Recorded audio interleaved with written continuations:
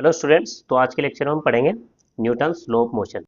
यानी न्यूटन्स ने मोशंस के क्या क्या लॉ दिए थे, हम उनके बारे में पढ़ेंगे। तो इस वीडियो को बनाने का मेन एम ये है कि हम फ्री बॉडी डायग्राम बनाना सीखें करेक्ट। ठीक है, हम सारे लॉ उसमें करेक्ट लगाते हुए फ्री बॉडी डायग्राम बनाना सीखें। तो हमारा एम ये है कि हम फ्री बॉडी डायग्राम,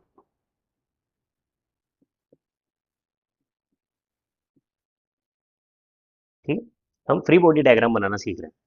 अब ये फ्री बॉडी डायग्राम क्या होता है? देखिए, किसी ऑब्जेक्ट पर फोर्सेस की वजह से वो मूवमेंट करता है, एक्सिलरेट करता है, या फिर अगर उस पर रिजल्टेंट जीरो होगा तो वो मूवमेंट नहीं करेगा। ठीक है, तो हमें इस तरह के बहुत सारे अलग अलग प्रॉब्लम देखने को मिलेगी। उन प्रॉब्लम को एक सिंपल वे में उसका एक डायग्राम बनाना होता है जिसमें क्या सभी फोर्स बने हुए होते हैं। ठीक है, तो हम उसको बोलते हैं फ्री बॉडी डायग्राम। ये आपको आगे देखने को इसके बहुत सारे एग्जाम्पल मिलेंगे। तो हम फ्री बॉडी डायग्राम बनाना सीख रहे हैं। उसमें क्या कि हम मोशन में जो भी हमारे पास लो है उनका यूज़ करके हम करेक्ट डायग्राम बनाएंगे। ठीक है, फिर उस डायग्राम को देखकर हम इक्वेशंस लिखेंगे, उन इक्वेशंस को सोल्व करके हम सॉल्यूशन निकालेंगे। ठीक है, तो हमें इसलिए लॉ ऑफ मोशन पढ़ रहे हैं। तो मोशन में न्यूटन्स ने 3 लॉ दिए थे। ठीक है, उसमें से फर्स्ट लॉ है न्यूटन्स का first law, first law of motion. अब फर्स्ट लॉ क्या है? देखिए, जब तक न्यूटन्स ने ये फर्स्ट लॉ नहीं दिया था तब तक उससे पहले साइंटिस्ट मानते थे कि कोई भी बॉडी है वो स्टेशनरी रहना चाहती है, यानी स्थिर अवस्था में रहना चाहती है जब तक हम उस पर फोर्स नहीं लगाएं। पर जब न्यूटन आए, उन्होंने कुछ प्रयोग किए और उसके आधार पर ये बताया कि कोई भी बॉडी है वो स्टेशनरी रहना उसका एम नहीं है। ठीक है, वो विरोध करती है उसके वेग में चेंज का। अगर कोई बॉडी वी वेलोसिटी से जा रही है, ठीक है, तो ये इनफाइनाइट टाइम तक वी वेलोसिटी तक ही जाएगी। ठीक है, इसकी वेलोसिटी में कोई चेंज नहीं होगा जब तक इस पर फोर्स नहीं लगे। जब तक ये किसी फोर्स के कांटेक्ट में नहीं आए तब तक इसकी वेलोसिटी में चेंज नहीं होगा। न्यूटन्स ने ये लो दिया था। तो फर्स्ट लो यही था कि कोई बॉडी है उस पर अगर रिजल्टेंट फोर्स जीरो है तो वो कांस्टेंट वेलोसिटी से चलेगी, यानी उसमें एक्सेलरेशन नहीं होगा। ठीक है, तो फर्स्ट लॉ से हम लिख सकते हैं कि एक्सेलरेशन बराबर जीरो होगा if force is equal to zero. यानी एक्सेलरेशन नहीं लिखेंगे, इसको लिखेंगे वेलोसिटी कांस्टेंट रहेगी, v is equal to c constant. ठीक है, यानी वेलोसिटी कांस्टेंट रहेगी अगर फोर्स जीरो रहेगा। रिजल्टेंट फोर्स, उस पर बहुत सारे के फोर्स लग सकते हैं, इस फोर्स को हम लिख सकते हैं रिजल्टेंट फोर्स।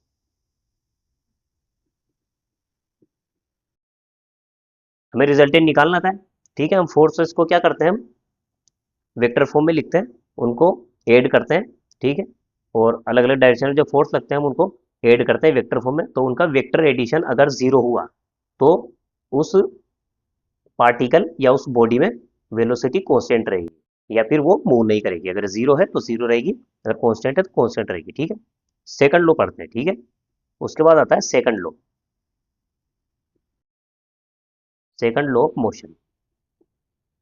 अब सेकंड लॉ ऑफ मोशन में ये है कि कोई भी बॉडी है अगर उस पर फोर्स लगाते हैं, ठीक है, अगर उस पर फोर्स लगेगा तो उस बॉडी में क्या होगा, एक्सेलरेशन होगा। और एक्सेलरेशन और मास, जो उस बॉडी का मास है, उन दोनों का मल्टीप्लाई उस फोर्स के बराबर होगा। यानी फोर्स बराबर हमारे पास आएगा मास इंटू एक्सेलरेशन। तो यहाँ पे एक्सेलरेशन मल्टीप्लाई मास।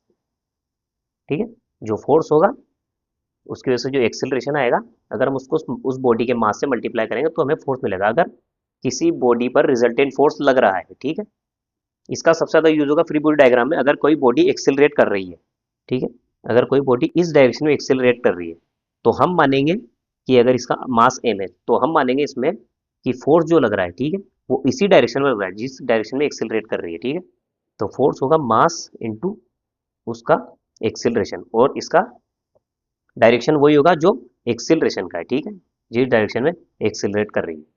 और अगर एक्सेलरेशन नेगेटिव है, यानी कोई बॉडी है जो चल तो इधर ही रही है, ठीक है, यानी मूवमेंट तो इधर ही कर रही है, अगर मैं देखूं तो इसकी वेलोसिटी तो इधर ही है, पर वेलोसिटी क्या कम होती जा रही है। अगर ये पहले 20 थी, मान लीजिए 20 थी, तो कुछ टाइम बाद ये 10 हो जाएगी, ठीक है। तो यानी हम मानेंगे कि इस पर फोर्स इस तरफ लग रहा है, क्योंकि इसमें तब एक्सेलरेशन नहीं होगा, तब ये डी एक्सेलरेट होगी, ठीक। तो इस पर एक्सेलरेशन लगेगा इस तरफ, यानी इसमें इस तरफ से कोई फोर्स लग रहा होगा, या एयर की वजह से, या तो एयर ड्रैग लग रहा है इसमें कुछ, या फिर फ्रिक्शन की वजह से, ठीक है। तो किसी भी तरह से मान सकते हैं, लेकिन फोर्स का डायरेक्शन वही होगा जिस डायरेक्शन में एक्सेलरेशन है, ठीक है। तो दूसरे लॉ में हम ये बता सकते हैं कि किसी बॉडी पर फोर्स लगता है वो उसके एक्सेलरेशन और मास का मल्टीपल होता है, ठीक है।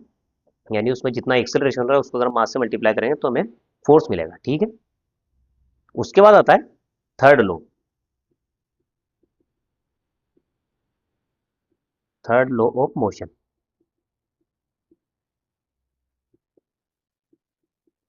अब थर्ड लॉ ऑफ मोशन में क्या होता है? थर्ड लॉ ऑफ मोशन में कुछ नहीं होता है, सिंपली अगर हम किसी बॉडी पर फोर्स लगाएंगे, ठीक है। अगर कोई बॉडी एक दूसरी बॉडी पर फोर्स लगाती है, ठीक है। अगर हम किसी बॉडी पर,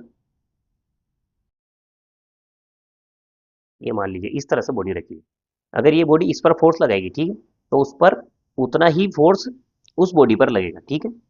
यानी थर्ड लॉ में ये है कि हर एक्शन का ऑपोजिट और इक्वल रिएक्शन होता है। अगर ये बॉडी, ठीक है, अगर हम इसको बॉडी ए नाम दें, इसको बी नाम दें, ठीक है, तो एफ ए, जो एफ ए, ये किस पर लगाएगी? बी पर लगाएगी, ठीक। एफ ए टू बी, ठीक है। जो फोर्स ए से बी की तरफ लगेगा, यानी इस पॉइंट पर लगेगा, ये बॉडी ए बॉडी है ना, तो इस बॉडी पर इस तरह से फोर्स लगेगी, ठीक है। तो ये लगेगी F A B, body A B पर लगाई, ठीक है। अगर हम इसका फ्री बॉडी डायग्राम इस तरह बनाए तो ये बॉडी बी है, ठीक है। इस पर एफ ए बी इस तरह लग रहा है, ठीक है। तो इतना ही फोर्स, ठीक है ना, ये इस पर लगेगा खुद पर, ठीक है।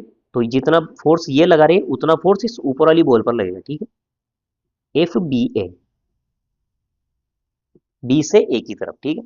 बॉडी बी लगाएगी ए पर, तो ये एफ ए बी बराबर होगा एफ बी ए के।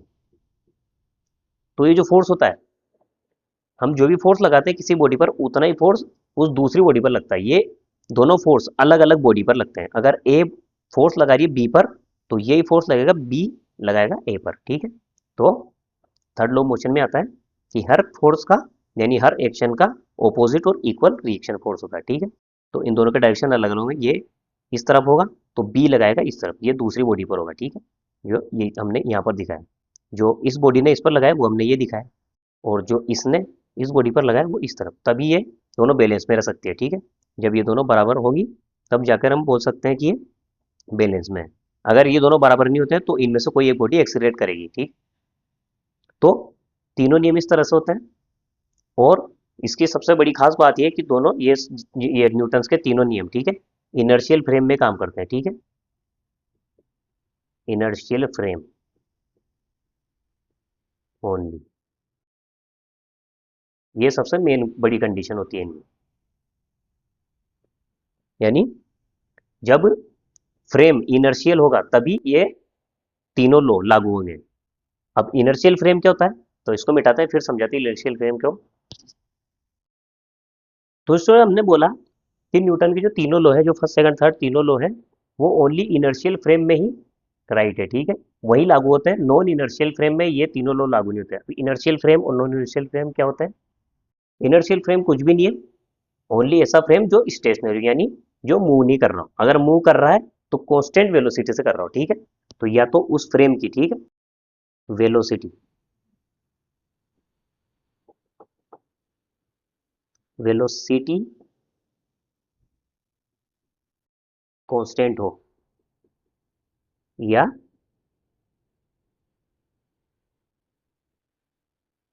वेलोसिटी जीरो हो, यानी स्टेशनरी फ्रेम हो, वो एक्सिलरेट नहीं कर रहा हो। अगर वो एक्सिलरेट करेगा तो हम उसको बोलेंगे non inertial frame, non inertial frame, यानी जो फ्रेम एक्सिलरेट कर रहा हो,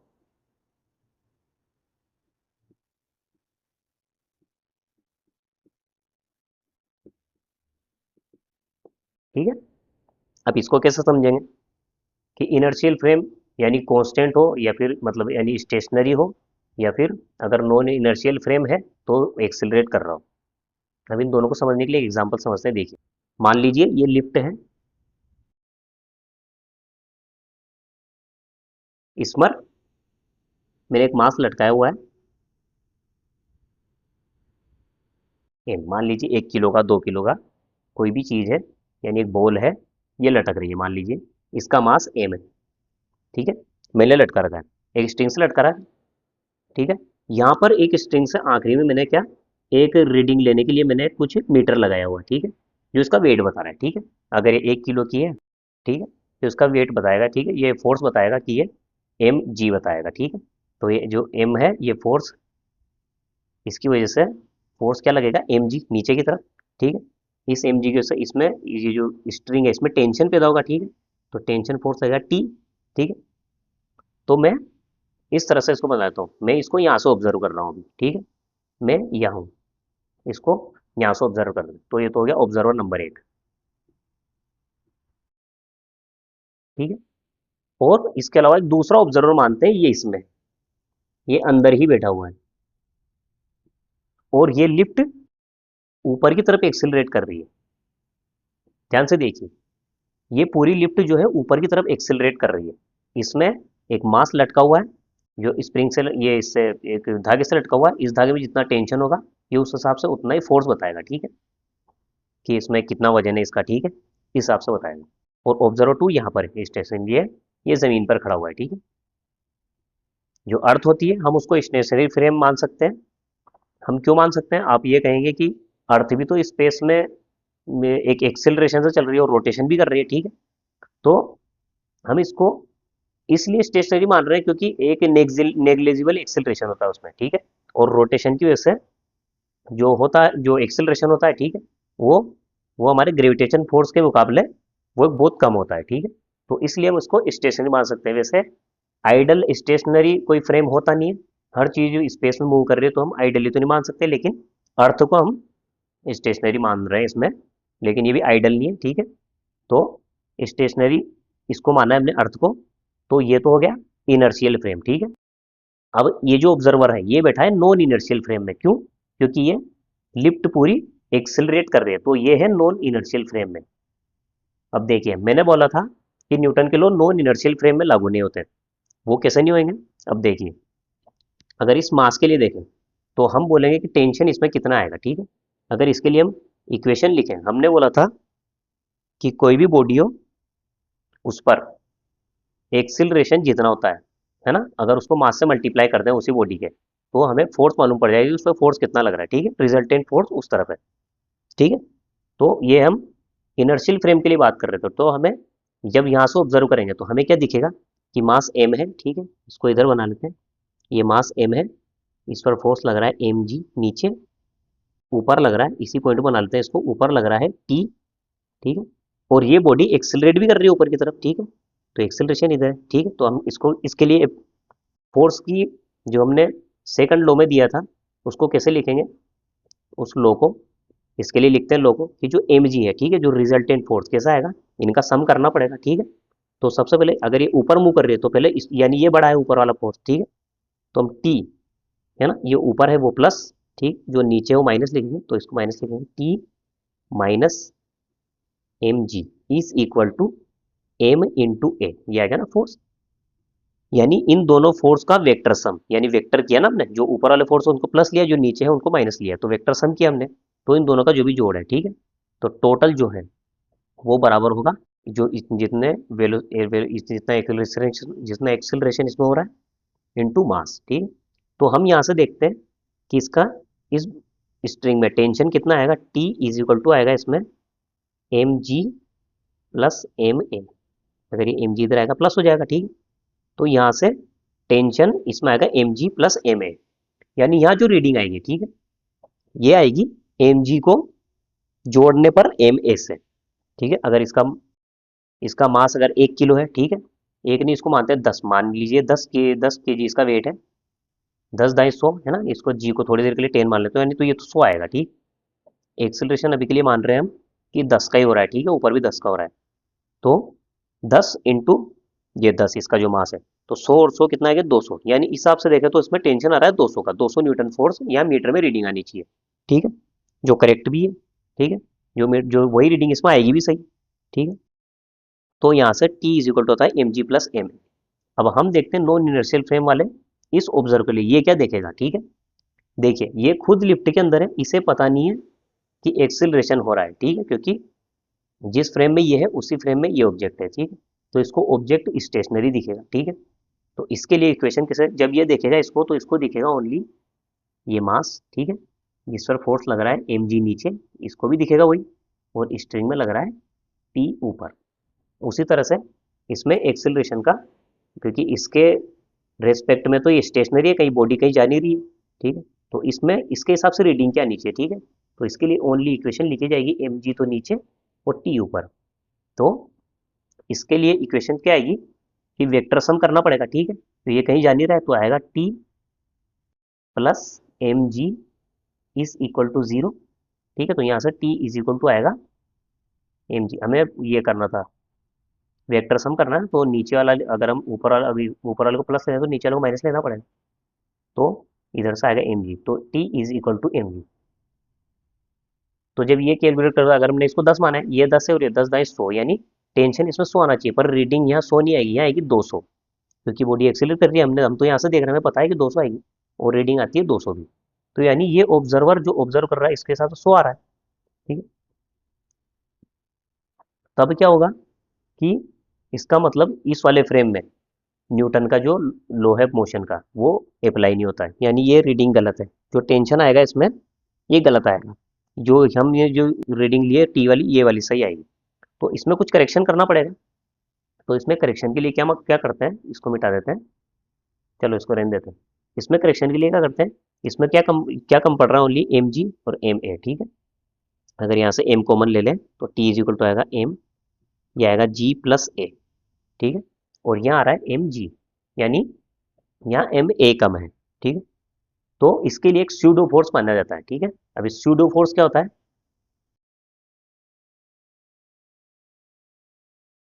स्यूडो फोर्स यानी छद्म बल।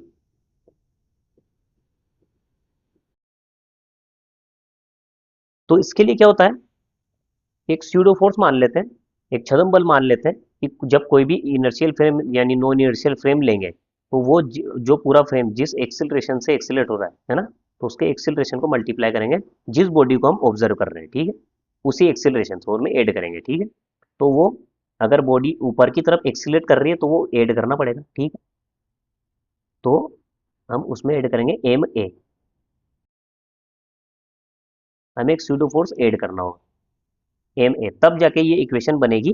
अगर हम इसमें ऐड करते हैं तब जाके टी इज इक्वल टू आएगा, यहाँ से एम कॉमन ले तो आएगा जी प्लस ए।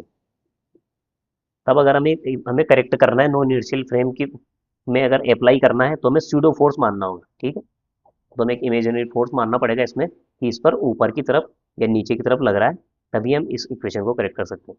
तो मैंने इसीलिए कहा था कि ये जो न्यूटन्स के लॉ है ये ओनली इनर्शियल फ्रेम में लागू होते हैं, ठीक है स्टूडेंट्स। तो अब हम अगले लेक्चर में जो हमने जो तीनों लॉ पढ़े हैं उनकी एप्लीकेशन करेंगे, ये अप्लाई कैसे होते हैं, इसके ऊपर बहुत सारे क्वेश्चन करेंगे। तो तब जाके आपको ये तीनों लॉ कैसे अप्लाई करते हैं, उससे फ्री बॉडी डायग्राम कैसे बनाते हैं समझ में आएगा। तो मिलते हैं अगले वीडियो में, तब तक के लिए गुड बाय।